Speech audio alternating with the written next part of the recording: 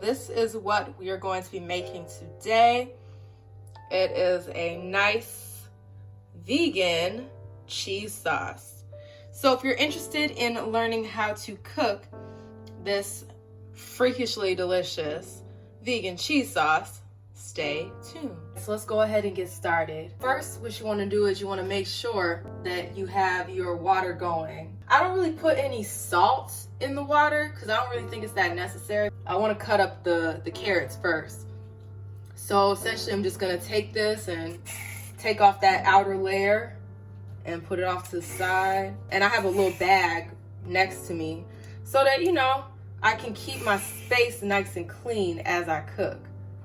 Yeah, you never want to create a bunch of mess and then you got to clean it up afterwards.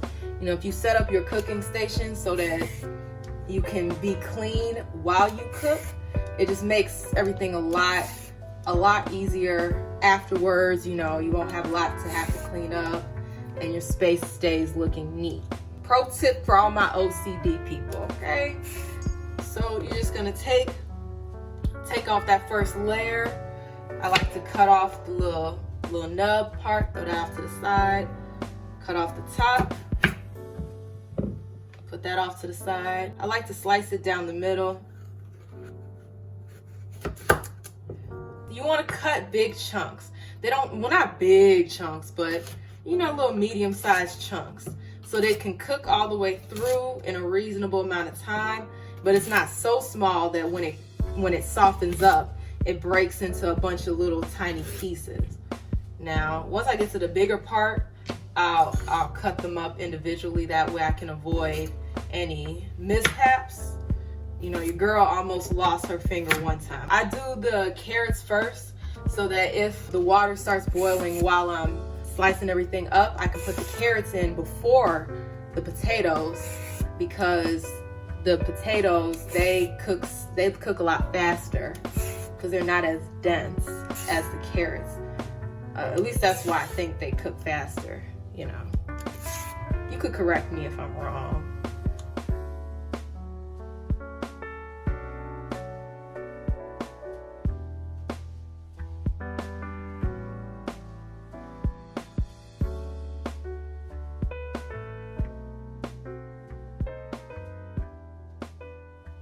Excuse my little sniffles.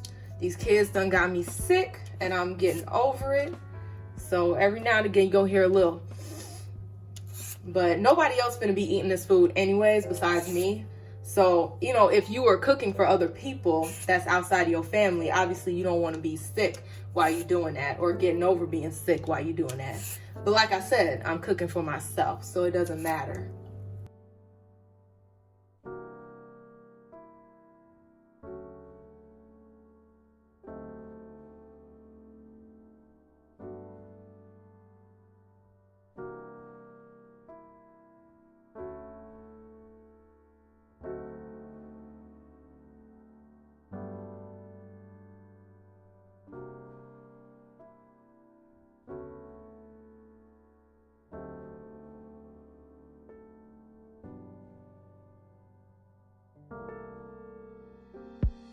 Our water is already boiling. However, before we do all that, I'm just gonna go ahead and rinse everything off. I'll rinse off the carrots first and then put those in the water, let them cook for maybe like 5 minutes, and then add the potatoes.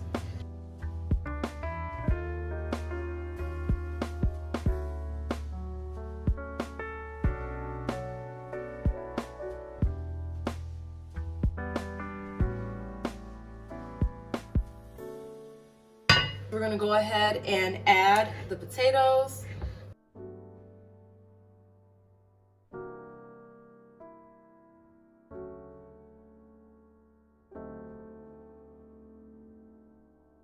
While the potatoes and the carrots are cooking, you can definitely go ahead and give them a nice little stir. You don't have to stir often because it's, it's immersed in water, so it's, they're gonna get cooked either way. But occasionally I do like to stir through them so that everything is cooking nice and evenly.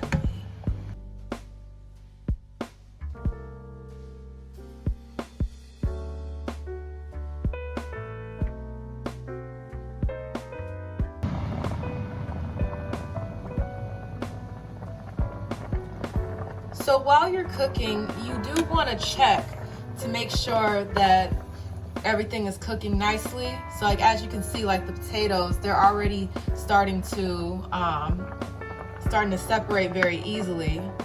And it looks like the carrots are too. Let me just try to pierce through one more carrot and see.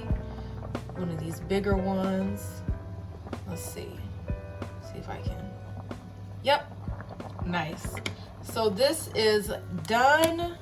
It's nice and cooked. So I'm gonna go ahead and turn off my stove, my hot plate. I'm gonna go ahead and turn that off and let it cool down for a little bit.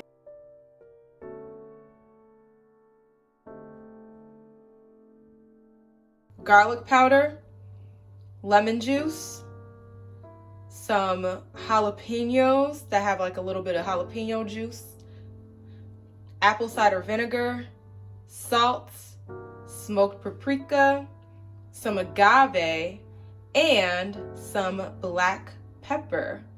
So all of these items are going to go into the blender with the carrots, potatoes, and the water from boiling the potatoes. And they will make it very, very tasty. Now, all of these ingredients that I have here, you can add them to taste. So however you want your food to taste, you add that much in there. So that's why I'm not gonna really do measurements because we all like different tastes. You know, some people might like it a little more garlicky. Some people might like it a little bit more spicy. So they might add more jalapenos and more black pepper to make it a little bit spicier. Or some people might like it a little bit more tangy. So you add more apple cider vinegar, more lemon juice. But these are the ingredients that I use. Now, some people, they like to add onion to their cheese sauce. I used to add onion, like a yellow onion, Vidalia onion. I used to add those, but recently I really haven't needed the onion.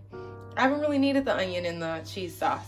So I'm not gonna put the onion in there, but if you wanted to, you could certainly put a raw onion into your cheese sauce if you like that flavor, or onion powder. Both work okay. But these are the ingredients. Give you a nice little close-up.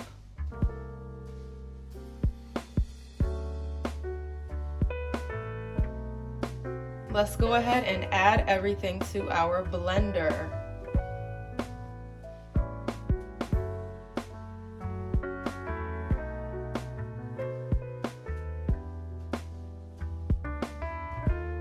Depending on how thick or how thin you want your sauce to be is going to determine how much of this water you put in.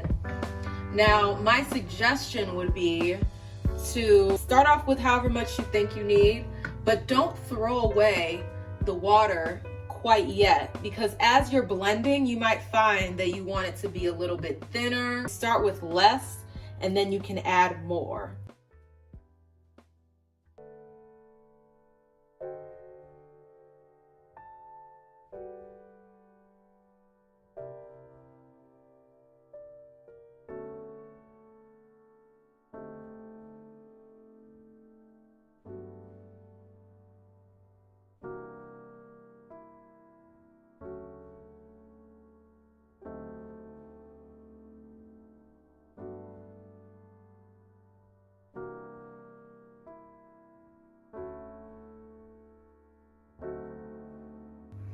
Now, this stuff is very special because this is what's gonna give it that really cheesy flavor. Because right now it tastes very close. It tastes very, very close. However, once you add this nutritional yeast, that's what's gonna send the flavor over the edge. And now you can adjust how much you like in there. Me personally, I like a lot of nutritional yeast. So I'm just gonna go ahead and add this in there. Now you can add the powder like this, or you could get the flakes. Doesn't matter because it's all gonna get blended up anyways.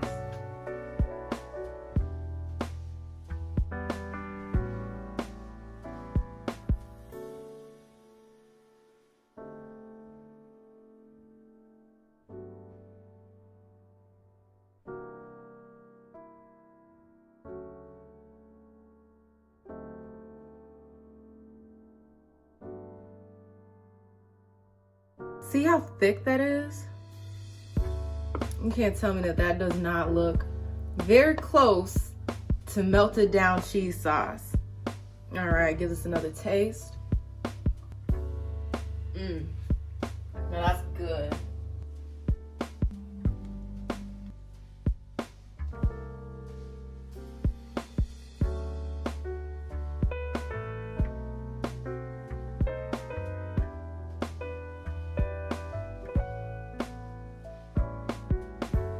And like I said, you know what tastes good for me might not taste good for you. Just test as you go. Maybe start with a little and then add more as you see fit. Perfect. That is perfection. I typically like to store everything in glass. So now I'm just going to pour the cheese sauce into my glass container for storage. Go ahead, put the lid on. Put this in the refrigerator. The beautiful thing about making so much at a given time is that you can also freeze this. So the ingredients that are in this cheese sauce, you can freeze it, and then when you want to eat it again, just reheat it in a little pot. I would take the frozen one, let it thaw out, and then when it's thawed, you can kind of slice into it and take out the chunks of what you want to reheat, and it gets really, really thick. It might not look like it has the right texture, but as you heat it up, it's going to melt into the right texture. So I'm gonna take this and I'm gonna go ahead and freeze it.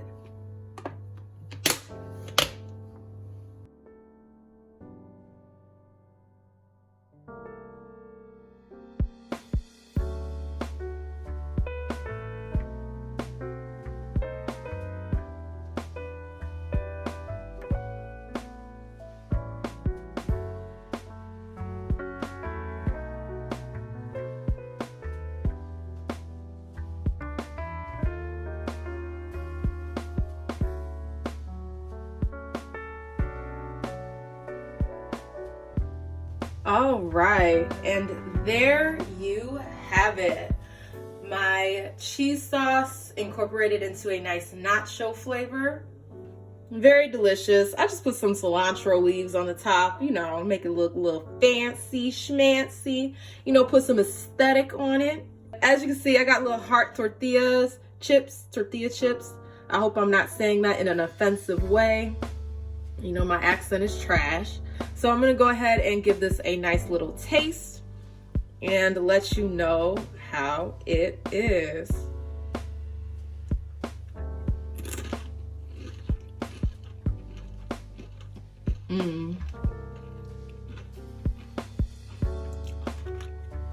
That's good. That's real good. It's a nice snack. And it's even better when you add the little taco seasoned crumbles. So good.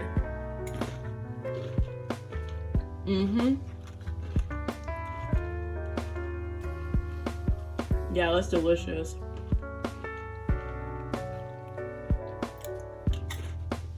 So good.